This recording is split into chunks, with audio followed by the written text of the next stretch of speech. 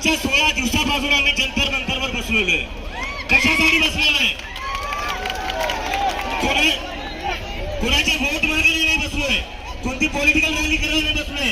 ज्या 20 पेक्षा जास्त मुलांनी आत्महत्या केली आहे त्या मुलांना न्याय भेटला पाहिजे याच्यासाठी बसलोय. आणि त्याच्या बदले आम्हाला काय भेटलं?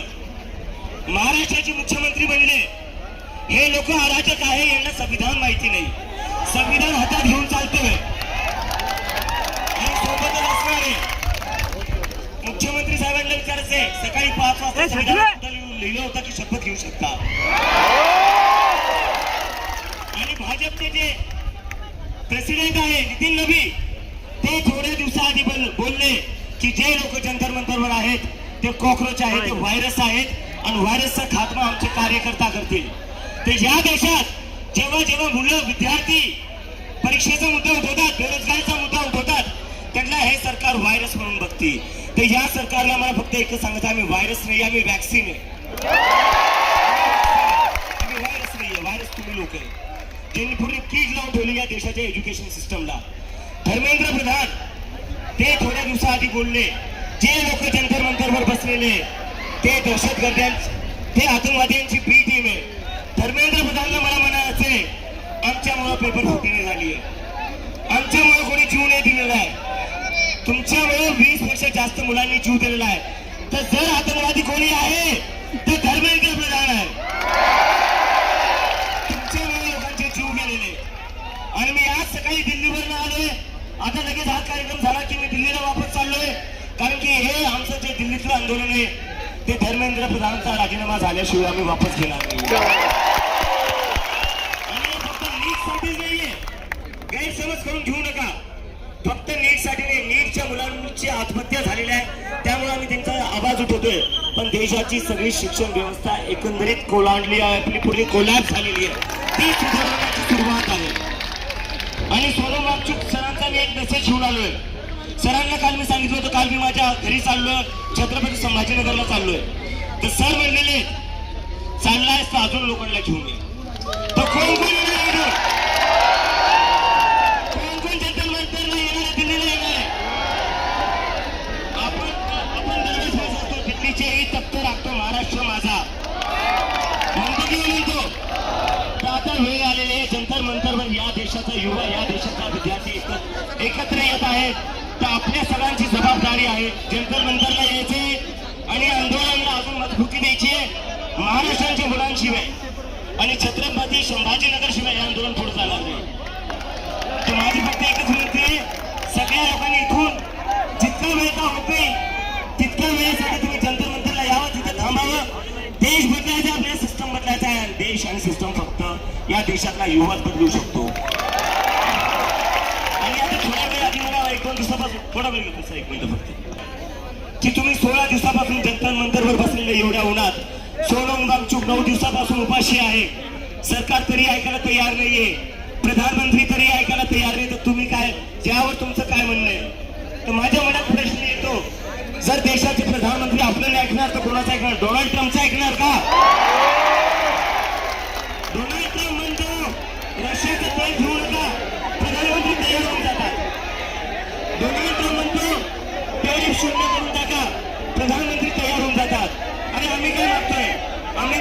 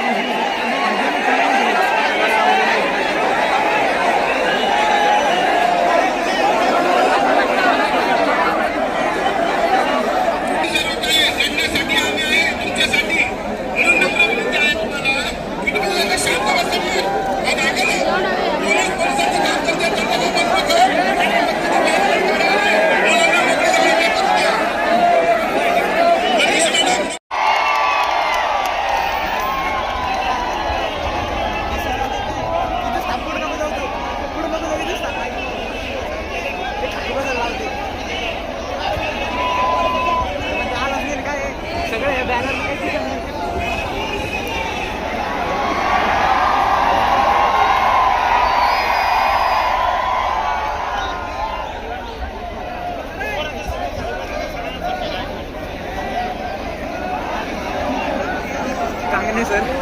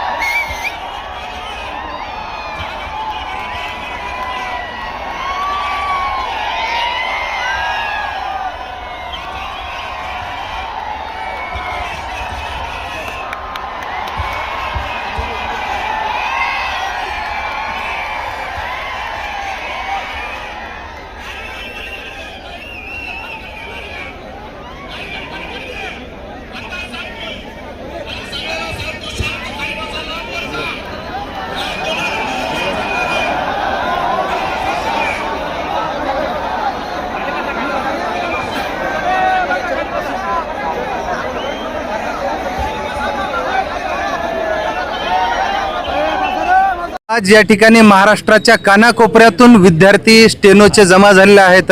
त्यांनी स्टेनोचं शिक्षण घेतलंय. परिस्थिती नसताना आईवडिलांनी कर्जाचा डोंगर करून त्या ठिकाणी स्टेनोसारखं शिक्षण घेतलं आणि पुढे जर शासन अचानक भयानक जर का हे स्टेनोचं एज्युकेशन आणि त्याच्यावरती जी भरती आहे ती बंद करत असेल तर त्या ठिकाणी ह्या विद्यार्थ्यांवरती प्रचंड मोठा अन्याय होत आहे आणि त्यासाठी महाराष्ट्राच्या कानाकोपऱ्यात पावसात इथं विद्यार्थी हजारोच्या संख्येने जमा झाले आहेत. त्यामुळे सरकारला विनंती आहे की हे स्टेनोचं पद हे बंद करू नये. बरं, आता का बंद करू नये ह्याचं एक तांत्रिक कारण सांगतो. आम्ही इंजिनियर आहोत, म्हणजे टेक्निकल गोष्टींच्या बाबतीत मी बोललं पाहिजे. या ठिकाणी सतीश शिंदे पाटील सर त्या ठिकाणी आपल्यात उपस्थित आहेत. त्यांनी सुद्धा खूप चांगल्या पद्धतीने आता सांगितलं की का स्टेनो महत्वाचा आहे. मी एक छोटंसं उदाहरण सांगतो आणि स्टेनो का महत्वाचं आहे हे तुम्ही थोडंसं समजून घ्यायला पाहिजे. आता आपण आता मध्यंतरी AI किंवा ChatGPTचे काही व्हिडिओ पाहिले असतील इन्स्टाला वगैरे. एक बाई उभी असते आणि तिच्या बाजूला एक तिचा नवरा उभा असतो. त्या नवऱ्याची ती बाई म्हणते ChatGPT एक काम कर, थोडी नवऱ्याची हाईट वाढवून दे. लगेच ही नवऱ्याची हाईट ह्या छत्रीच्या वर जाते. लगेच म्हणते भाईतार तसं नव्हतं आपल्याला करायचं, थोडी नवऱ्याची माझी हाईट कमी करून दे. लगेच नवऱ्याची हाईट तिच्या गुडघ्यापर्यंत करतं. म्हणजे ChatGPT बद्दल सांगतोय. लगेच ती म्हणते माझ्या बराबरीत आण. मग दोघांनाही एकदम ठेंगणं करतं आणि बराबरीत करतं. मग म्हणते की आता एक काम कर, माझ्या मागे एक चांगलं बॅकग्राऊंड तयार करून दे. लगेच राजमहल तयार होतो आणि ऍक्च्युअल मध्ये असं काहीच नसतं. मग ती बाई म्हणते माझ्याकडे बघून वाटलं तर पाहिजे की माझा राजमहल आहे, म्हणून जरा गरीबाची झोपडी तयार करून दे. मग डायरेक्टली नालीच्या बाजूला असणारी जी झोपडी आहे ती तयार होते.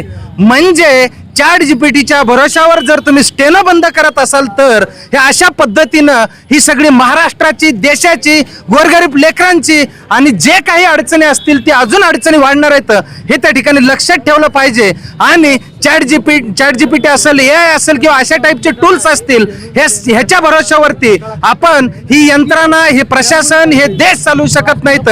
त्यासाठी माणसं लागतील आणि स्टेनो हा बंद झाला नाही पाहिजे हीच या ठिकाणी मोठ्या मागणी आहे.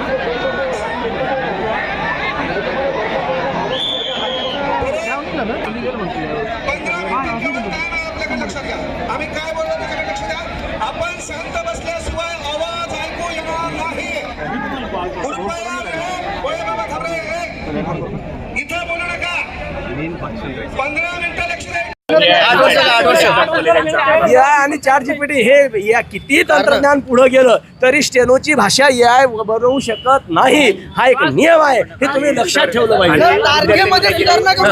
शॉर्टहँड होतं ना, विद्यार्थ्यांनी आता काय केलंय की कॉम्प्युटरचं परिपूर्ण नॉलेज घेतलेलं आहे बऱ्यापैकी. बरोबर आहे. कुठंच अडचण येत नाही. आणि Yes. एखाद्या अधिकाऱ्याला काम करायला म्हणलं तर तिथं स्टेनो पाहिजे म्हणजे पाहिजे. स्टेनो पाहिजे, हा न्यायालयातही पाहिजे ना स्टेनो, सगळीकडे स्टेनो आहे.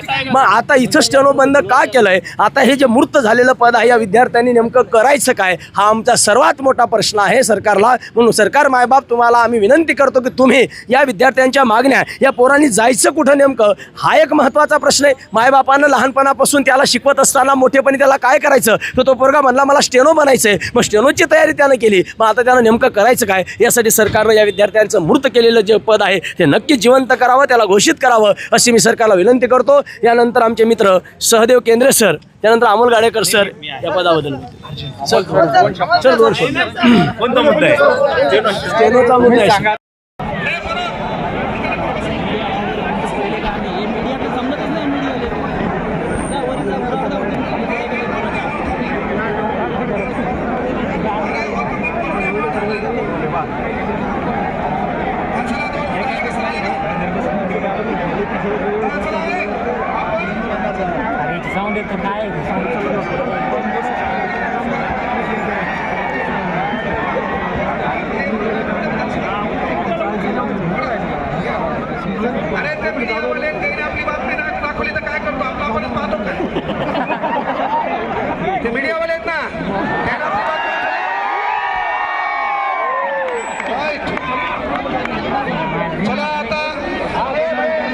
न्यूज आहे या ठिकाणी एआयच्या खोट्या दाखल्यांद्वारे निकाल देणे चूक हे सुप्रीम कोर्टाने मान्य केलंय. आणि बघा आता एआय मुळे 106 देशामध्ये 1300 खोटे खटले त्या ठिकाणी झालेले आहेत. म्हणजे जर का एखादा माणूस समजा कोर्टात गेला, त्याच्यावरती अन्याय होत असेल आणि तो 40-50 वर्षापासून राबून त्या कोर्टाच्या फीस भरून, वकिलांच्या फीस भरून जर त्या ठिकाणी ती केस लढत असेल आणि जर एआयच्या भरोश्यावरती त्याच्यावरतीच खोटा गुन्हा दाखल होत असेल तर त्याच्यावर खूप मोठा त्या ठिकाणी अन्याय आहे असं मला वाटतं. म्हणून स्टेनोचं जे पद आहे ते सरकारने बंद करू नये. आणि या महाराष्ट्राच्या कानाकोपऱ्यातून हजारोच्या संख्येने स्टेनो, त्यासोबतच MPSCच्या परीक्षा ऑफलाईन झाल्या पाहिजेत. त्यासोबतच महत्वाची गोष्ट म्हणजे पारदर्शकता आली पाहिजे. आणि पेपर फुटीसारखे भंगार कार्यक्रम जे त्या ठिकाणी चालू आहेत ते 100% बंद झाले पाहिजेत. याच्यासाठी महाराष्ट्राच्या कानाकोपऱ्यातून, गाववाड्यावरून, वस्तीवरून, एका डोंगराच्या कपऱ्यातून जिथं एक घर आहे तिथं विद्यार्थी जर MPSCचा स्टेनोचा अभ्यास करत असेल, MSCBचा अभ्यास करत असेल, मेट्रो महानगरपालिका रेल्वेचा अभ्यास करत असेल तर त्या ठिकाणी शिक्षणच त्यानं घेतलेलं आहे, त्याला नोकरी भेटली पाहिजे या अनुषंगानं. आणि जर का अशा पद्धतीनं त्या ठिकाणी विद्यार्थ्यांवर अन्याय होत असेल तर हे 100% साफ चुकीचं आहे. आणि आजचं जग हे युथचं जग आहे आणि युथनं जर ठरवलं तर पुढे सगळ्यांसाठी जड जात असते. म्हणून सर्वांना या ठिकाणी विनंती आहे, सरकारला असेल, प्रशासनाला असेल, या सगळ्यांना या ठिकाणी विनंती करतो की अन्याय होत असलेल्या गोष्टींकडे थोडंसं लक्ष द्या आणि विद्यार्थ्यांवरती अन्याय होऊ देऊ नका. एवढंच बोलतो आणि थांबतो. धन्यवाद.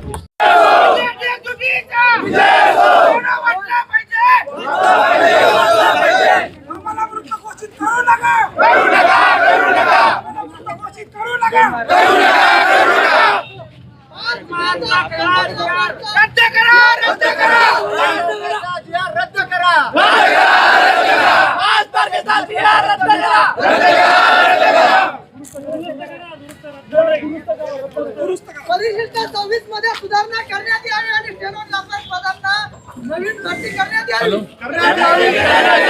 स्टेनोपद वाचलंच पाहिजे. स्टेनोपद वाचलंच पाहिजे. आमच्या मेहनतीचं फळ मिळालंच पाहिजे. स्टेनोपद वाचलंच पाहिजे. पूर्ण भरती झाली. सहदेव केंद्रे सरांनी मांडलेला जो मुद्दा आहे की खरंच ChatGPTच्या माध्यमातून काय होऊ शकते सर, आपण बघितलेलं आहे महाराष्ट्रामध्ये. आणि बाळांनो, आम्ही तुम्हाला शब्द देतोय, आम्ही इकडं लक्षात घ्या, आम्ही शिक्षक या नात्यानं तुमच्या नेहमी पुढं आहोत. मग फक्त न्यायालय भरतीमधलं स्टेनोचं पद सर सुरू आहे. बरोबर आहे. न्यायालय भरतीमधलं स्टेनोचं पद सुरू आहे, बाकीकडचे सर्व स्टेनोचे पद MPSCनं मूर्त घोषित केलेले. तर कशासाठी?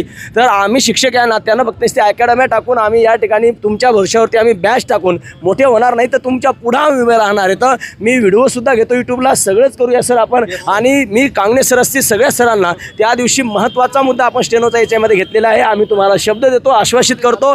सेंट्रलमध्ये तर भरती चालूच आहे. अहो एवढ्या मोठ्या न्यायालयामध्ये सुरू आहे ना, मग न्यायालय भरतीमध्ये सगळीकडे जागा येतात. त्यामुळं तुम्ही तयारीत लागा, एवढंच या ठिकाणी सांगतो. आणि या ठिकाणी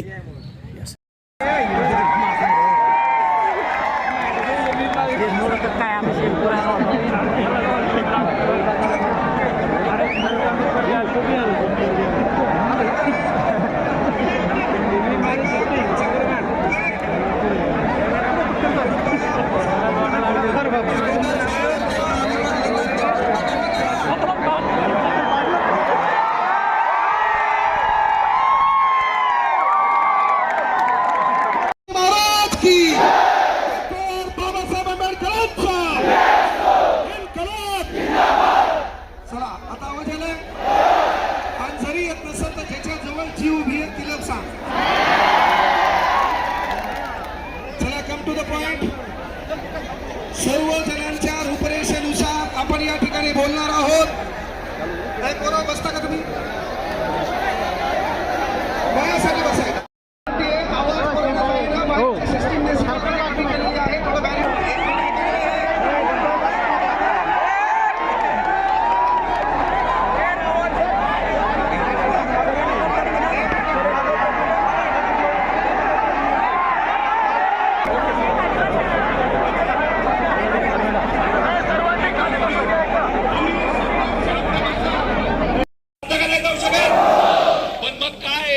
पर्याय काढून यांनी नॉर्मलायझेशनचं एक मोठं काहीतरी कॉन्सेप्ट आणले आणि मग त्याच्या मागे लपून जगांना आत घेतलं जातं, दाखवलं जातं की नॉर्मलायझेशन झाल्यामुळे त्यांना जास्त मार्क पडले.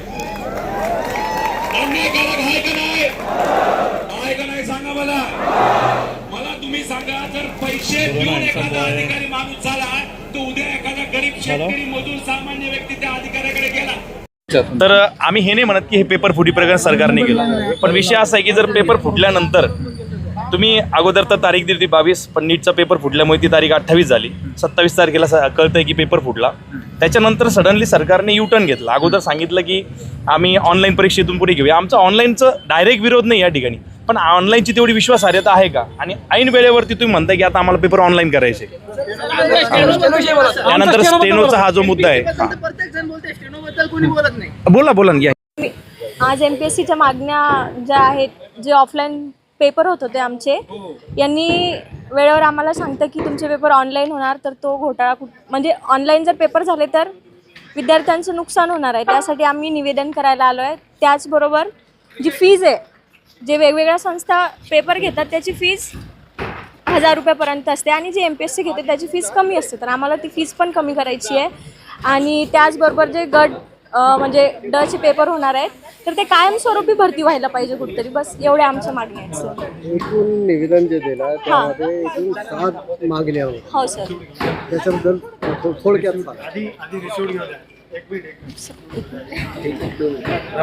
मला 7 वर्ष झाले सर, आम्ही संघर्ष करत आहे स्टेनोचा. 2018 पासून आम्ही स्टेनो करत आहे. आणखी अचानक निर्णय घेतला सरकारने आणि आमचं स्टेनो पद हे कालबाह्य करून टाकलं. तर आम्ही एवढ्या सगळ्या 50,000 विद्यार्थी आहे महाराष्ट्रात, या विद्यार्थ्यांनी काय करायचं आता? कुठं जायचं? आमच्याकडे कोणता दुसरा पर्याय नाही. आम्ही 7 वर्ष झाली याच्यात स्टेनोचीच प्रॅक्टिस करतो. दुसरा अभ्यास आम्ही काहीच केलं नाही. याच्यानंतर आता आम्ही काय करायचं? आमचं पद डायरेक्ट सरकारनं बंद करून टाकलं. आम्ही याच्या अगोदर पण आझाद मैदानावर आंदोलन केलं होतं. आता आम्ही पुन्हा इथं आलो आंदोलनासाठी आणि आमचं आंदोलन पुन्हा आता अमरण उपोषण आझाद मैदानावर असणार आहे. याची सगळ्या मीडियाने आणि महाराष्ट्रातल्या सगळ्या विद्यार्थ्याने दखल घेतली पाहिजे, ही एवढीच माझी कळकळीची विनंती आहे.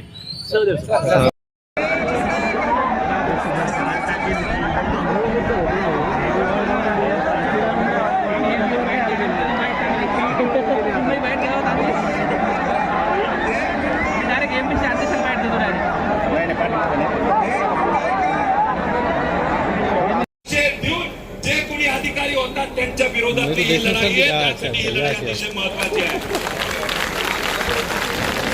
तुम्ही बघत असाल एका आमदाराची किंमत किती? एका राजधानीची किंमत किती आहे? शासन लिखा है लेकिन पण एवढे पैसे तुमच्याकडे आहेत ना? सीपी साहब उसमें कैसे तुमच्याकडे नाही हो. सरकारकडे कमीशन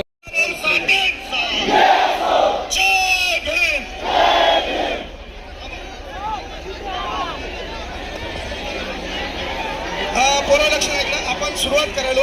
विनंती, एक मिनिट ऐकले, वाजू नका. आपण पोरं प्लीज ऐका थोडं. या ठिकाणी जो भी आहे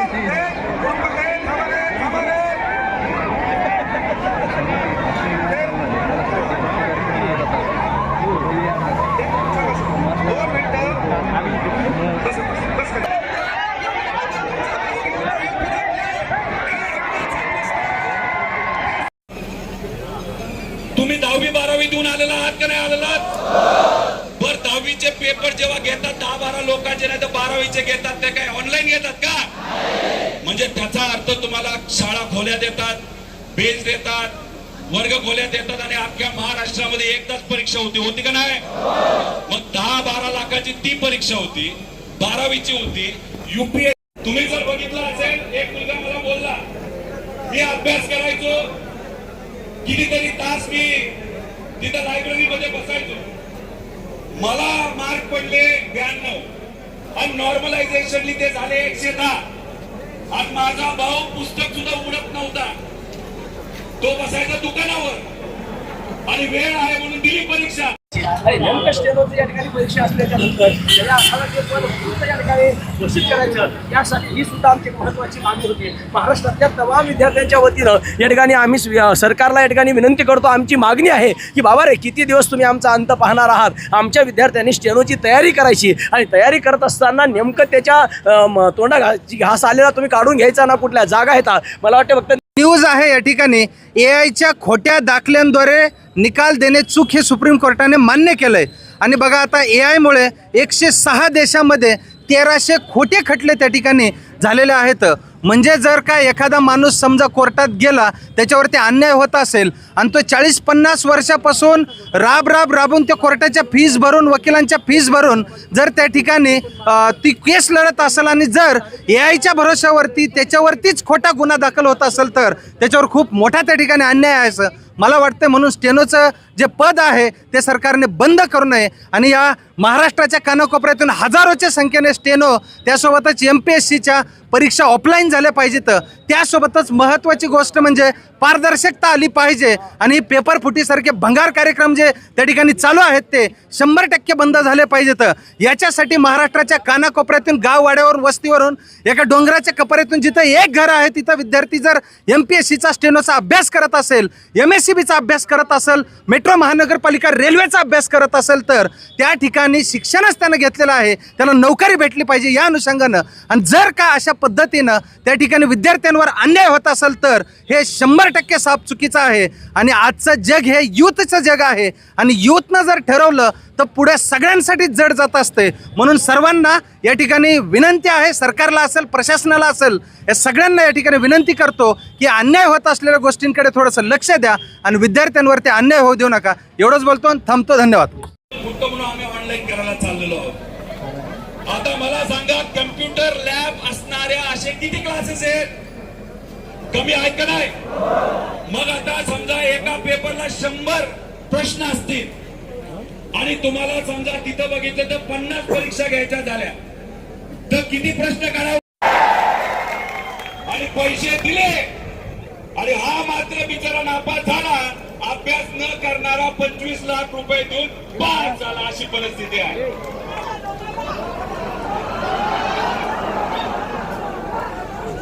हे का ठेवलं गेलंय तुम्हाला सांगतो. नॉर्मलायझेशन माघारी घ्या आणि माझी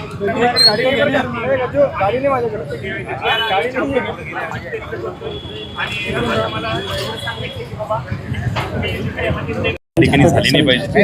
कारण जी ऑफलाईनची विश्वासार्हता मुलांमध्ये आहे, MPSC जी असेल तर ती खूप जास्त महत्वाची मागणी आमची पहिली होती. दुसरी महत्वाची मागणी, झालो मी दिल्लीवरनं आणि संध्याकाळी वापस जाणार आहे. ठीक आहे. सगळ्यात पहिले मी सगळ्या माध्यमांचा धन्यवाद करतो. आम्ही 16 दिवसापासून दिल्लीत बसलेलो आहे ऊन होतं भरपूर, आता पाऊसही सुरू झालाय, तरी आम्ही तिथं होतो. आज 17वा दिवस आहे, पण आज जेवढी मीडिया आलेली आहे तिथं मीडिया काही थिरकलेली नाही इतक्या दिवसापासून. तर मी समजू शकतो काही प्रेशर असू शकतो, पण मीडियानी पण थोडा विचार करावा की हे देशाचे युवक बसलेले आहेत जे 17 दिवसापासून काय मागतायत, न्याय मागतायत. फक्त कशासाठी? नीटमध्ये 20 पेक्षा जास्त स्टुडंट्सनी आत्महत्या केलेली आहे, आणि ती आत्महत्या कशामुळे झाली आहे? पेपर फुटीमुळे झालेली आहे. पेपर फुटी जर झाली नसती तर विद्यार्थ्यांना आत्महत्या करावी लागली नसती, आणि मला अमेरिकेवरनं यायची गरज पडली नसती, आणि 17 दिवसापासून जे देशातले हजारो लाखो युवक सोबत निघाले त्यांना गरज नसती पडली रस्त्यावर यायची. तर कुठं ना कुठं सरकारने याची दखल घेतली पाहिजे. मला बरेचसे लोक प्रश्न विचारत आहे की सरकार तुमचं ऐकायला तयार नाही, सरकार तुमचं ऐकायला तयार नाहीये. तर माझ्या मनात हा प्रश्न आहे, तो मग सरकार ऐकणार कोणाचं? डोनाल्ड ट्रम्पचं? डोनाल्ड ट्रम्प म्हणतात रशियाचं तेल घेऊ नका, नरेंद्र मोदी लगेच तयार होऊन जातात. डोनाल्ड ट्रम्प म्हणतात टॅरिफ कमी करा अमेरिकेवरचं, नरेंद्र मोदी लगेच तयार होऊन जातात. पण जेव्हा विद्यार्थ्यांचा प्रश्न येतो तेव्हा असं म्हणतात की विद्यार्थ्यांचं ऐकणार नाही. तर सरकार ही जी बनलेली आहे ती कोणाच्या मतांनी बनलेली आहे? आमच्या मतांनी बनलेली का डोनाल्ड ट्रम्पच्या मतांनी बनलेली आहे? हा माझा प्रश्न इथं आहे. हिंदी में बोलिए। 17 दिन हो चुके हैं, आप कंटिन्यू स्ट्राइक पे है, अभी तक आपकी डिमांड? छत्रपती संभाजीनगर मध्ये महाराष्ट्र राज्य विद्यार्थी कृती समिती यांच्या माध्यमातून व तसंच कांगणे सर असतील व इतर सर्व विद्यार्थी यांच्या मदतीने इथे खूप मोठं आंदोलन, MPSC ची परीक्षा जी ऑनलाईन घेतली जाणार आहे त्याच्या विरोधात, आणि महाराष्ट्रामध्ये TET पेपर जो फुटला आणि त्याच्यात भ्रष्टाचार झाला याच्या विरोधात सर्व विद्यार्थी म्हणून इथं आंदोलन करणार आहेत. आणि या आंदोलनासाठी आम्ही सहभाग घेत आहोत, आम्ही पाठिंबा देत आहोत. काँग्रेसचे काही नेते आणि राज्याचा युवकचा अध्यक्ष शिवराज भाऊ इथे येत आहेत, आणि सगळ्यात महत्त्वाचं मध्ये इथे अभिजित भाऊ दिपके या आंदोलनामध्ये विद्यार्थ्यांना पाठिंबा देण्यासाठी येत आहेत. त्याच्याच बरोबर नितेश कराळे गुरुजी हे आज आपल्या या छत्रपती संभाजीनगरमध्ये आलेले आहेत. रविराज भाऊ साबळे व इतरही सर्व सामाजिक व शैक्षणिक काम करणारे कार्यकर्ते या विद्यार्थ्यांना पाठिंबा देण्यासाठी आलेले आहेत, आणि विद्यार्थी मोठ्या संख्येने इथं उपस्थित राहणार आहेत. पण बघा, हजारोच्या संख्येमध्ये पोलीस प्रशासन इथं आलेलं आहे. त्याच्याच बरोबर विद्यार्थ्यांना ताब्यात घेण्यासाठी तिथे पोलिसांचे पिंजरे हे ठेवण्यात आलेले आहे. पण शेवटी हे सामान्य परिवारातली जे मुलं मुली आहेत, जे स्वतःच्या हक्कासाठी आणि पेपर फुटीमध्ये जो भ्रष्टाचार होतो, MPSC मध्ये येत्या काळामध्ये ऑनलाईन परीक्षा घेतल्यामुळे त्यात भ्रष्टाचार जो होणार आहे, आणि TET परीक्षेमध्ये सुद्धा जो भ्रष्टाचार त्या ठिकाणी झालेला आहे, व त्याच्याच बरोबर अभिजित भाऊ नीट परीक्षेसाठी लढत आहेत, त्या नीट विद्यार्थ्यांना सुद्धा पाठिंबा देण्यासाठी इथं सर्वजण आलेलो आहोत. त्यामुळे आंदोलन मोठं होईल, आणि हे जे झोपलेलं सरकार आहे, नाही तर झोपलेलं सोंग घेणारं सरकार आहे, त्याला जागा केल्याशिवाय हे युवा शांत बसणार नाही, एवढं या ठिकाणी मी सांगतो. सातत्यानं तुम्ही आवाज उठवताय, तुम्ही ट्विट देखील केले काल की माझ्यावर मोठी कारवाई होऊ शकते. काय या सरकारच्या विरोधात जे कोणी लढत आलेले आहेत त्यांच्यावर कुठली ना कुठली तरी कारवाई हे सरकार करतच आलेलं आहे. मी काम करत असताना मी आधी व्यावसायिक क्षेत्रामध्ये आलो, नंतर राजकारणात आलो. राजकारणामध्ये आजचे अनेक नेते आपल्याला बघायला मिळतात, ते आधी राजकारणात आले, नंतर व्यवसायामध्ये गेलेले आहेत. खूप खोलात कोणाच्याच तिथं मी जाणार नाही.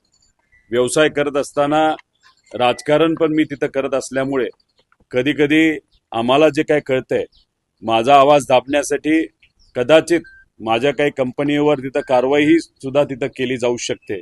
याच्या आधी EDची कारवाई झाली, एक्साईजची कारवाई झाली, इन्कम टॅक्सची कारवाई झाली, पोल्युशनची कारवाई झाली.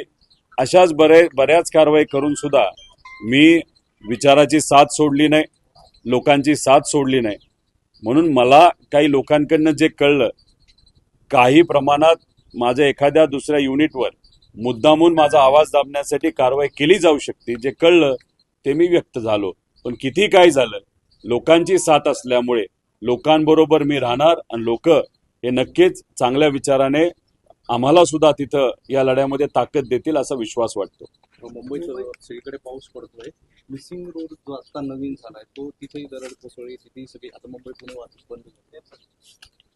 खरं तर मिसिंग लिंकच्या बाबतीत बोलायचं झालं तर काही दिवसांपूर्वी आपले जे मुख्यमंत्री साहेब आहेत त्यांनी एक स्टेटमेंट केलं होतं, जे खड्डे पडले ते आम्ही ड्युरेबिलिटी टेस्ट करतोय. म्हणजे खड्डे पडल्यानंतर रस्ता नीट आहे का नाही, ड्युरेबल आहे का नाही हे आम्ही बघत आहोत. आणि त्यामुळे खड्डे पडतायत ना, ती चांगली गोष्ट आहे. एखादा भ्रष्टाचार, जर चुकीचा व्यवहार एखाद्या कॉन्ट्रॅक्टमध्ये नाही तर एखाद्या कामामध्ये झाला असेल तर गोंडस शब्दामध्ये ड्युरेबिलिटी टेस्ट हे पुढं केलं आणि मुख्यमंत्री साहेबांनी त्याच्यावर पडदा टाकण्याचा प्रयत्न केला. आता मिसिंग लिंकमध्ये जे दरड कोसळलेली आहे, आतून पार धबधब्यासारखं तिथं पाणी पडत आहे. मग असंच म्हणावं लागेल की हा धबधबा नाही तर दरड कोसळणं याच्यातून सुद्धा सरकार कुठेतरी ड्युरेबिलिटी टेस्ट करते आपल्याला म्हणावं लागेल. काय झालंय, मिसिंग लिंक आहे ना, याच्यातून विकास मिसिंग आहे आणि कुठे ना कुठेतरी करप्शन आणि भ्रष्टाचार याला लिंक झालेला आपण सर्वजण तिथं बघू शकतो. आणि याच्यातच अजून विकासाबरोबर काय मिसिंग आहे तर सामान्य लोकांची सेफ्टी नाही तर सुरक्षता या गोष्टीतून तिथं मिसिंग आहे. मुंबईमध्ये आता आपण जर बघितलं तर एका दिवसामध्ये 12 लोक काल मृत्युमुखी पडलेली आहेत. आणि याच्यात सरकारमध्ये असणारे काही नेते म्हणतात एक जी बिल्डिंग पडली ती अनधिकृत होती. 4 वर्ष प्रशासक होता, म्हणजे हे शासन जे सत्तेत आहे त्यांचा कंट्रोल मुंबई महानगरपालिकेवर होता. तेव्हा तुम्ही काय झोपला होता का? आणि मग आता एखादी घटना घडली तर तुम्ही म्हणता अनधिकृत आहे. खरं तर तुमचं जे सरकार आहे तेच कुठे ते अनधिकृत आहे असं आपल्याला तिथं म्हणावं लागेल. दुसरं, काही दिवसांपूर्वी एक मुलगा तिथं झाड पडून वारला आणि एक माणूस त्या मॅन होलमध्ये पडून मृत्युमुखी पडला. तिथं मुंबईचे बीजेपीचे अध्यक्ष साटम भाऊ हे हसत हसत त्या लोकांची चेष्टा करतायत. म्हणजे गरिबाची चेष्टा हे सरकार करते असं आपल्याला म्हणावं लागेल. पिछले 17 दिन से हम दिल्ली के जंतर मंतर पर बैठे हुए सोनम वांगचुक जी जो है उनके अनशन का 9वां दिन है और उनकी तबीयत दिन ब दिन खराब होती जा रही है. उनका ब्लड प्रेशर और शुगर बहुत ही कम होते जा रहा है. लेकिन सोनम सर से मैंने कल रात को ही बात की थी यहाँ आने से पहले, और मैंने कहा था सर मैं आपकी हेल्थ को लेकर काफ़ी ज़्यादा चिंतित हूँ.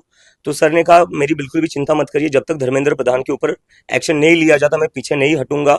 20 से ज़्यादा स्टूडेंट्स ने आत्महत्या की है सिस्टम के फेलियर की वजह से, सरकार के फेलियर की वजह से. उसके बाद भी धर्मेंद्र प्रधान इस्तीफा देने को तैयार नहीं है. अगर धर्मेंद्र प्रधान इस्तीफा नहीं देते और नरेंद्र मोदी उनका इस्तीफा नहीं लेते तो कहीं ना कहीं इस देश के जो प्रधानमंत्री नरेंद्र मोदी वो भी इन बच्चों की हत्या के लिए जिम्मेदार है. और बार बार ये सवाल उठाया जा रहा है कि सरकार सुनने को तैयार नहीं तो आप लोग क्या करोगे, सरकार तो सुनेगी नहीं तो आप कब तक ऐसे प्रदर्शन करोगे. तो मेरे मन में यह सवाल उठता है, अगर सरकार इस देश के नागरिकों का नहीं सुनेगी, इस देश के युवाओं का नहीं सुनेगी तो सरकार किसका सुनेगी? डोनाल्ड ट्रंप का सुनेगी? डोनाल्ड ट्रंप कहते रशिया से ऑयल मत खरीदो, नरेंद्र मोदी तुरंत तैयार हो जाते. डोनाल्ड ट्रंप कहते कि अमेरिका के ऊपर टैरिफ 0 कर दो, नरेंद्र मोदी तुरंत तैयार हो जाते. लेकिन जहां बात आती है स्टूडेंट्स की, यूथ की, वहां पर नरेंद्र मोदी सुनने को तैयार नहीं. 17 दिन से हम जंतर मंतर पर बैठे, वहां से नरेंद्र मोदी बस 10 मिनट की दूरी पर रहते, लेकिन फिर भी वो युवाओं की आवाज सुनने को तैयार नहीं. तो नरेंद्र मोदी को जवाब देना पड़ेगा कि क्या वो इस देश के युवाओं के वोट से सरकार बनी, उनकी इस देश के नागरिकों के वोट से सरकार बनी, या डोनाल्ड ट्रंप के वोट से बनी है जो वो उनकी इतनी सुनते और हमारी नहीं सुनते हैं. दिया गया, क्या मांगना थी आप लोगों की? आज छत्रपति संभाजीनगर शहर में एमपीएससी के विद्यार्थी द्वारा वो और पुलिस भर्ती जो छात्र है जो स्पर्धा परीक्षा की तैयारी कर रहे हैं, हम बस का जो हम बच्चे जो स्पर्धा परीक्षा की हम तैयारी करते हैं, हमें शासन की ओर से जैसा सहयोग होना चाहिए, जैसी मदद होनी चाहिए, जैसा सहकार्य होना चाहिए, वैसा कहीं तो भी होता नहीं है. खाली एमपीएससी के पेपर है जो ऑनलाइन में आप देखते चल रहे हो कि ऑनलाइन पेपर में घोटाला मैनेजमेंट बहुत हो रहा है, मैनेज हो रहे हैं पेपर फूट रहे हैं, कंप्यूटर के फ़ोटो आ रहे हैं. हमारा ऐसा मानना है कि जो पेपर फूट रहे हैं वो ऑनलाइन की वजह से फूट रहे हैं. तो सरकार एमपीएससी के पेपर ऑनलाइन करके उनको ये पेपर फोड़ना चाहती है क्या, ऐसा हमारा मानस है. तो हमारी सब एमपीएससी की छात्रों की ओर से हमारी जो मांगनी है कि ये पेपर ऑफलाइन लिए जाए, ये हमारी मांगनी है. आप लोग 10 लोग गए थे कमिश्नर से मिलने के लिए, क्या बातचीत हुई, क्या आश्वासन मिला? हमें आश्वासन ऐसा मिला कि हमारे जो मांगनी थे, जो हमारे कुछ मुद्दे थे जो हमने कमिश्नर साहब के मांडे, वो बोले कि हम जल्द से जल्द ये शासन स्तर पे मांडेंगे। उनकी सीएम साहब के साथ वीसी भी चालू थी, उसमें वो बात करने वाले हैं। आपका नाम? मेरा नाम Abhishek Shinde Patil. Thank you. Yes युगा, धन्यवाद। हाँ बोलिए। हमारी जो बात थी वो थी एमपीएससी जो ऑनलाइन लेने की सोच रहा है वो ऑफलाइन लेना चाहिए, जो फ्री है वो पूरी ऑफलाइन लेना चाहिए। दूसरा मुद्दा था हमारा ये कि टीईटी जो एग्जाम है अभी पेपर फूट गया था, वो सब लीक हो गया था पूरा पेपर, तो हमने अब ऑनलाइन सोच रहा है वो भी ऑफलाइन होना चाहिए। तीसरा मुद्दा था हमारा जो क्लास 4 के जो पोस्ट थे सारे गड्ढ की बोलते हैं मराठी में, वो तो सारे कंट्रैक्टीकरण कर रहे वो, तो वो परमानेंट होनी चाहिए, वो ऐसा नहीं होना चाहिए, कॉन्ट्रैक्ट बेस पर नहीं लेना चाहिए। बस ये मेन बात है। कमिश्नर से जब मीटिंग हुई आपकी तो क्या बातें? हाँ, उन्होंने बोला हम पूरा सहकार्य करेंगे, हम आपको पूरा निवेदन देंगे, सरकार पर तक आपकी बात पहुँच जाएंगी, ये उन्होंने बात की। औरंगाबाद में मतलब अपने शहर में पहली मर्तबा ये प्रोटेस्ट हुआ है, हाँ पीसफुली प्रोटेस्ट हुआ है, तो इसका क्रेडिट किसको जाता है? हाँ, इसका सिर्फ सारे स्टूडेंट को जो एमपीएससी प्रिपरेशन करे उनको सारे को जा रहा है। कोई लीडर नहीं बनने वाला यहाँ से, या कोई लीडर ने नहीं किया, ये सारे स्टूडेंट ने किया जो एमपीएससी प्रिपरेशन कर रहे हैं उन सारों ने। लेकिन एक चीज़ देखने में आ रही है कि जितनी संख्या होनी चाहिए थी विद्यार्थियों की उतनी नहीं है। क्या नहीं, पहले क्या था, पहले क्रांति चौक तक होने वाला था, वो लोकेशन चेंज हो गया, तो सारा जो पढ़ाई करने वाले स्टूडेंट थे वो सारे उधर क्रांति चौक उस एरिया में, तो वहाँ से इधर रहने का। सुबह बारिश चालू हो गई 10 बजे 9 बजे, इसकी वजह थोड़ा बहुत कम, और बाकी बहुत सारे बच्चे आ गए जितने आने थे। हमने ये डिमांड्स पूरी नहीं हुई तो अगला स्टेप क्या है? हाँ, अगला स्टेप हमारी कमेटी जो है वो सोच रही है कि पुणे में बड़ा आंदोलन करना चाहिए अब पूरा महाराष्ट्र का पर। आंदोलन तो कॉकरोच जनता पार्टी के अंडर में हो रहा है, लेकिन निवेदन विद्यार्थी कृति समिति दे रही है। विद्यार्थी कृति समिति के अंदर ही हुआ था वो बाद में ज्वाइन हुई हमें। अच्छा, अभिजीत दीप के बाद में ज्वाइन? हाँ, बाद। आपका नाम? अजय वागचौरे। Thank you.